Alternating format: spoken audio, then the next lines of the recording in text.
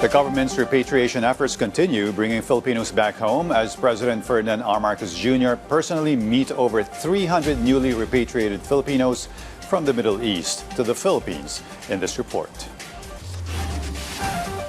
Tears, relief, and a long-awaited embrace. A tight hug and a kiss from her 5-year-old child and husband welcomed Alicia as she finally returned home to the Philippines from Qatar. She is among the Filipinos repatriated by the government amid the escalating conflict in the Middle East. Sobrang saya po kasi po nung nandun po ako sa Qatar, yun nga po nung may nagaganap na pagsabog po doon, may times po na nawawalan na pong pag-asa, baka yung hindi na po kami makauwi. Finally po yun, nakita ko po yung anak ko po ngayon. Trembling with fear, Merlin fought her way out, crossing from Kuwait to Saudi Arabia during her own birthday just to make it back home. Gusto ko po sana pumunta sa Kuwait para makapag-ipon din ng konting puhunan.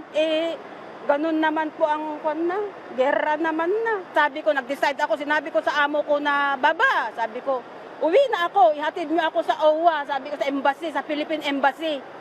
Kasi talagang di na ako makatulog. Today, a total of 343 Filipinos have returned to the country on board the government's 4th chartered flight from Bahrain, Qatar, Kuwait, and Saudi Arabia. They were personally met by President Ferdinand R. Marcos Jr. The president also saw them off to government-provided free hotels, where they can temporarily rest before continuing their journey back to their home provinces. Marami sa kanila ay uuwi sa Visayas at Mindanao. Kaya tiniyak naman natin na makakapag-hotel muna sila at binubuk natin sila sa mga flight na papunta sa kanilang mga probinsya. Tinitiyak natin na naaalagaan sila ng mga. Just recently, the United States warned it may strike Iran's power facilities if the Strait of Hormuz, a critical global oil supply route, remains closed.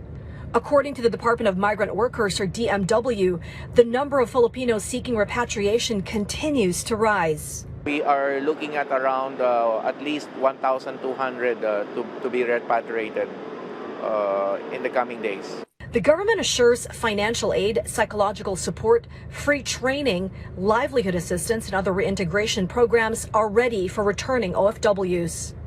This is Sharms Espina from the National TV Network for a new and better Philippines.